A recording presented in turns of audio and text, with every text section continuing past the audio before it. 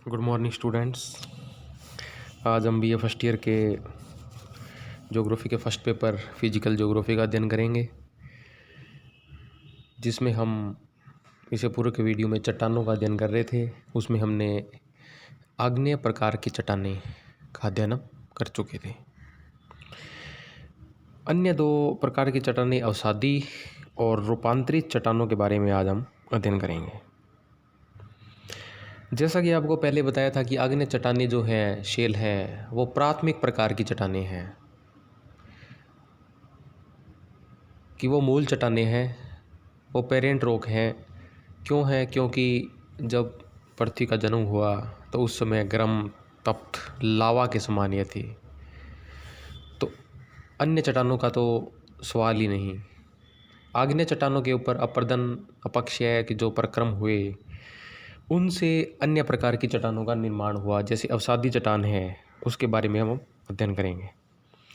परतदार या अवसादी शैल, अवसादी शैल को परतदार शैल भी कहा जाता है। अपक्षय एवं अपर्दन के विभिन्न साधनों के द्वारा मौलिक चट्टानों के विघटन, वियोजन एवं चट्टान चूर्ण के परिवहन तथा किसी स्थान पर जमाव के फलस्वरूप उसके अवसादों से निर्मित शैल को अवसादी शैल कहा जाता है। यहाँ हमने देखा कि जो मौलिक चट्टान है उसमें विघटन और वियोजन एवं चट्टान चूर्ण के परिवहन के द्वारा जो किसी स्थान पर उस मलबे का जमाव होता है, उस अवसाद का जमाव होता है, तो उससे निर्मित शैल को अवसादी शैल कहा जाता है। इसकी रचना परतों के रूप में होने के कारण इसे परतदार शैल भी कहते हैं। इनका निर्माण जल और स्थल दोनों में होता है। इनके निर्माण में चट्टान चूर्ण के साथ ही जीवावशेषों तथा वनस्पतियों का भी योगदान होता है। जीव अवशेषों की उपस्थिति से चट्टान विशेष के समय का भी आसानी से पता लगा लिया जाता है। संपूर्ण भूपृष्ठ के लगभग 75% भाग पर अवसादी शैलों का विस्तार पाया जाता है, जबकि भूपृष्ठ की बनावट में इनका योगदान मात्र 5% ही है। ये शैल रवेदार तो नहीं होती, किंतु इनमें परतें पाई जाती है। यहाँ पर हम यह ध्यान रखें कि आग्नेय शैल है वो रवेदार होती हैं। उनमें रवे बड़े या छोटे किसी भी प्रकार के हो सकते हैं, किंतु रवेदार होती हैं। यहाँ हमने देखा कि परतदार या अवसादी शैल है वो रवेदार नहीं बल्कि परतदार होती है। परतदार इसलिए होती है क्योंकि इसमें अवसादों का जमाव है वो परतों के रूप में होता है। इसमें संधियाँ तथा जोड़ बहुतायत से मिलते हैं। ये कोमल स्वभाव वाली शैल है तथा इन पर अपर्दन की क्रियाओं का शीघ्र प्रभाव पड़ता है। जल अवसादी जमाव के लिए उपयुक्त परिस्थिति प्रदान करता है, इसलिए अधिकांश अवसादी शैलों जल के नीचे ही निर्मित होती हैं। पौधों और पशुओं के अवशेषों से उत्पन्न जैसे पदार्थ भी अवसादी शैलों का निर्माण करते हैं। कोयला और चूने का पत्थर जैविक उत्पत्ति वाली अवसादी शैलों का उदाहरण है। बालू मिट्टी, बजरी तथा रोड़ी अवसाद के ही रूप हैं। पवन के द्वारा दूर तक ढोए गए महीन बालू के कणों से निर्मित अवसादी शैल का सबसे बढ़िया उदाहरण लोयस है।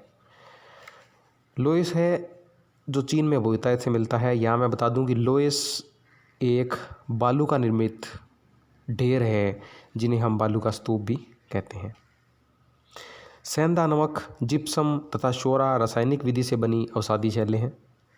भारतीय उपमहाद्वीप में गंगा और सिंधु का जो मैदान है उनमें जलोढ़ मैदान जो अवसादी जमाव से ही निर्मित हुए हैं। अवसादी शैलों में अगर हम देखें तो 80% शैल, 12% बलुआ पत्थर और 8% चूने का पत्थर होता है। इन शैलों के अनेक रंग होते हैं। सभी अवसादी शैलें परतदार होती है और उनकी परतें जो हैं क्षैतिज संस्तर के रूप में बनती हैं, इसलिए इनको परतदार शैल भी कहते हैं। इन शैलों की परतों के बीच कुछ जीवाश्म भी मिलते हैं। हालांकि अवसादी शैलों में आर्थिक महत्व वाले खनिज कम पाए जाते हैं, किंतु लोहा अयस्क, फॉस्फेट, इमारती पत्थर, कोयला और सीमेंट बनाने वाले पदार्थों के स्रोत वस्तुतः अवसादी शैलें ही हैं। सूक्ष्म समुद्री जीवों के सड़ने से बनने वाले खनिज तेल भी अवसादी शैलों में ही पाए जाते हैं।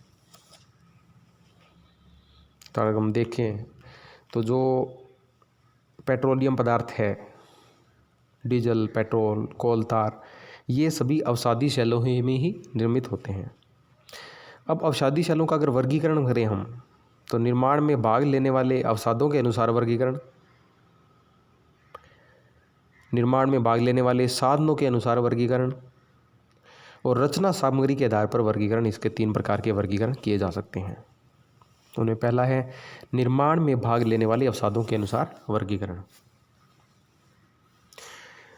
यांत्रिक क्रियाओं के द्वारा अथवा चट्टान चूर्ण से निर्मित, जैसे बलुआ पत्थर पहला, दूसरा है जल में निर्मित बलुआ पत्थर, तीसरा है कांग्लोमेरेट अथवा गोलाशम, चौथा है चीका मिट्टी जिसे हम क्ले कहते हैं, और शेल, और छठा है लोएस।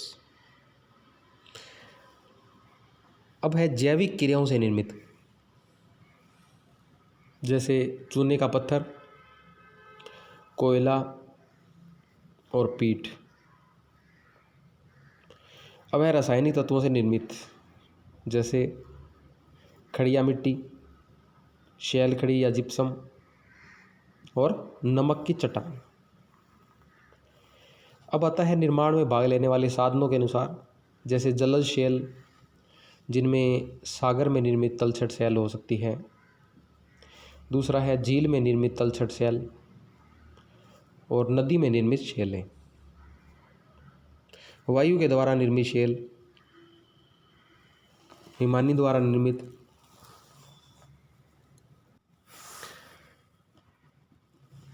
अतः निर्माण के जो सामग्री है, जैसे साधनों के अनुसार जल के द्वारा जो कौन सी होती है, वायु के द्वारा और हिमानी के द्वारा। अब रचना सामग्री के आधार पर इन्हें हम सिंपल रूप में बांट सकते हैं, चट्टान चूर्ण से निर्मित, रासायनिक पदार्थों से निर्मित और कार्बनिक तत्वों से निर्मित चट्टानें। अब हमें एक यहाँ पर शब्दावली आएगी ब्रेसिया। जब कांग्लोमरेट्स या कंकड़ गोल आकार के न होकर कोणों वाले हों, तब उन्हें ब्रेसिया की संज्ञा दी जाती है। अब हम आते हैं रूपांतरित या कायांतरित शैलें। अवसादी एवं आग्नेय शैलों में ताप एवं दाब के कारण परिवर्तन या रूपांतरण होने से रूपांतरित या कायांतरित शैलों का निर्माण होता है।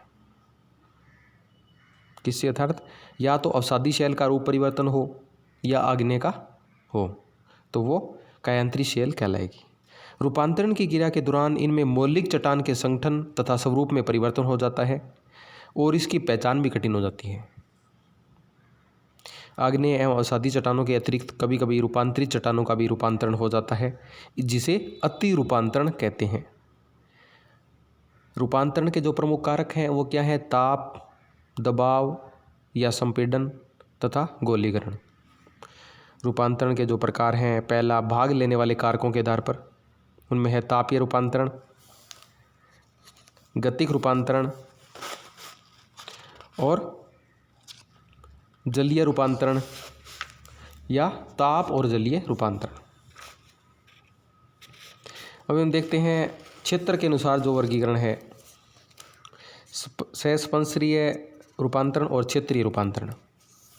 इन्हें हम देखते हैं कि जब आप एक उदाहरण के रूप में समझें कि जब ज्वालामुखी आता है धरातल पर, तो ज्वालामुखी के जो आसपास का एरिया है, अगर वहाँ चूना पत्थर है और चूना पत्थर के बीच में से अगर शंकुनुमा रूप में ज्वालामुखी निकलता है, तो आसपास जो इसका ताप और दबाव बढ़ेगा और वो चूना पत्थर किस में ऑटोमेटिक रूपांतरित चट्टान में परिवर्तित हो जाएगा। चूना पत्थर जो है अवसादी चट्टान है और बदल कर वह संगमरमर अर्थात रूपांतरित चट्टान, कायांतरित चट्टान के रूप में परिवर्तन हो जाता है। अवसादी शैलों के रूपांतरण से बनी जो शैल हैं, जैसे शेल जो है अवसादी चट्टान है, उसका रूपांतरण स्लेट में, चूना पत्थर का संगमरमर में, चोक एवं डोलोमाइट का संगमरमर में, बालू का पत्थर का क्वार्टजाइट में, और आग्नेय जो चट्टान है उनके रूपांतरण से, जैसे ग्रेनाइट चट्टान आग्नेय है, उसका रूपांतरण नीस रूपांतरित चट्टान में, बेसाल्ट का एम्फिबोलाइट में, या शिस्ट में, बसाल्ट का शिस्ट में। रूपांतरित चट्टानों के पुनः रूपांतरण से बनी शैलें हैं जैसे स्लेट, फाइलाइट, फाइलाइट से शिस्ट, ग्रेबो से सरपेंटाइन, कांग्लोमेरेट से क्वार्टजाइट आदि। अब हम यहाँ शब्दावली देखते हैं। चट्टानी चक्र। भूप्रपट्टी में मिलने वाले पदार्थ नष्ट नहीं होते, अपितु इनके रूप परिवर्तन होते रहते हैं। इस प्रकार अपरदन के कारण आग्नेय अथवा अवसादी शैल कुछ समय बाद रूपांतरित शैलों में परिवर्तित होती रहती हैं। अवसादी जो शैलें हैं धरातल पर बनती है, किंतु शैलों का रूपांतरण भूप्रपट्टी के अंदर होता है। अवसादी शैलें फिर से अधिक गहराई में दफन होकर और पिघलकर आग्नेय शैल बन जाती हैं। इस प्रकार एक वर्ग की शैलों के विभिन्न परिस्थितियों में दूसरे वर्ग में बदलने को ही चट्टानी चक्र कहते हैं। शैलों के रूप परिवर्तन करने वाली प्रक्रिया चक्रीय होती है, अर्थात साइक्लिक रूप में इसका परिवर्तन होता है।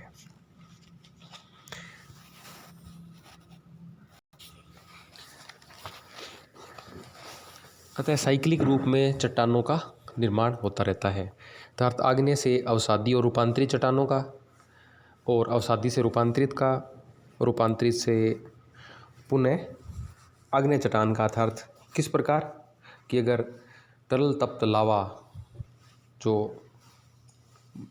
पृथ्वी के भूगर्भ से निकलता है वह पुनः आग्नेय चट्टान का निर्माण करता है, और पुनः उस पर जो अपर्दन अपक्षय के प्रक्रम है उसे पुनः अवसाद के रूप में एक स्थान पर जमा करते रहते हैं।